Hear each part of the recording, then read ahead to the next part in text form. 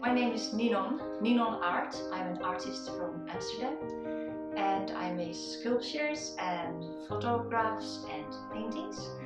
And I'm going to tell you about the making of the Corgi.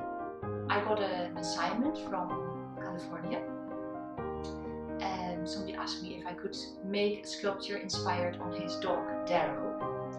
And of course that was a lovely assignment, and I had never really met corgis before, so I didn't really know what they were like, so I posted on Facebook if anybody had a corgi that I could meet. And this way I met Isa and her mother, and they showed me their lovely corgis, so I could get an idea of the real way the corgis are. So this way I could imagine a little bit and make an inspiration on Darrow.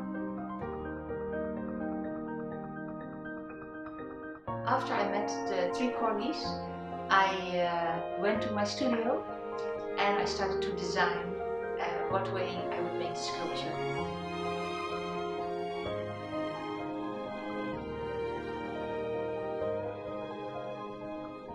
Darrow having a big smile on his face, like a lot of corgis, but some have more smile than others. And he loved his ball, so I decided the smile and the ball. First I would have to make it out of clay, and then later we would turn it into bronze. So first I would need an iron structure to be welded.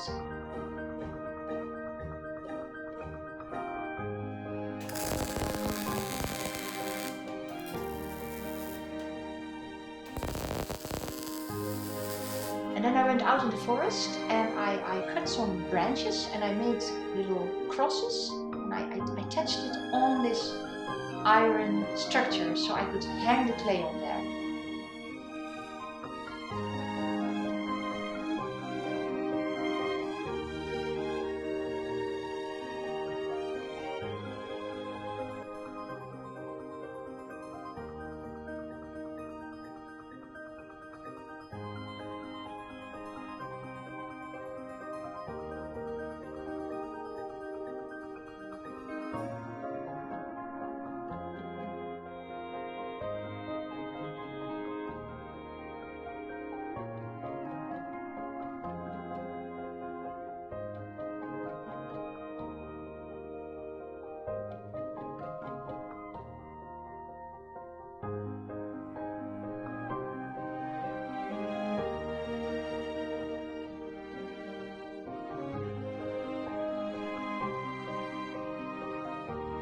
It took about 10 days until I found that the clay model was ready, and then we had to carry it in the car, which was terribly heavy. So we had to carry with 4 people the whole model of clay into the car and bring it to the bronze foundry.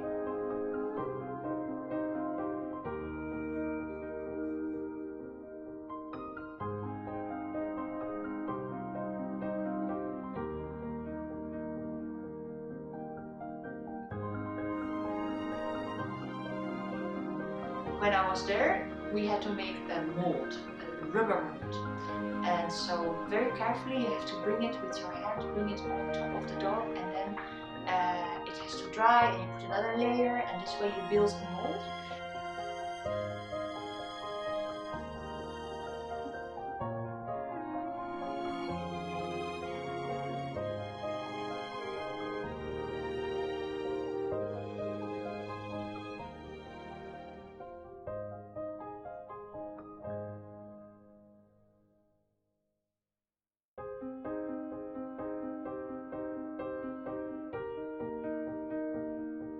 And then out of this mold we made a wax model.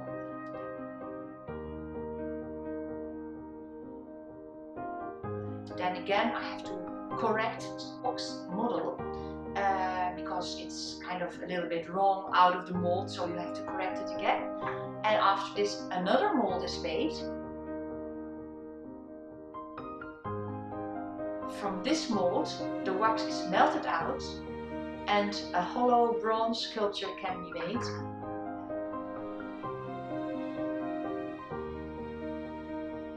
And after this bronze comes out, you still have to chisel it, you have to sand it, you have to do lots of things until you have the original shape again of my original clay sculpture. And after this, you have to patinate it, so you have to put a really huge flame on it, and with chemicals you have to give the color to the dog.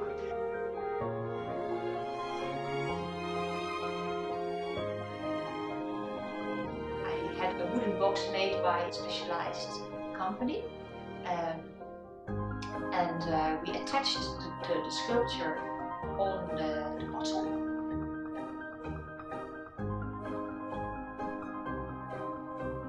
And we filled it up with lots of plastic chips.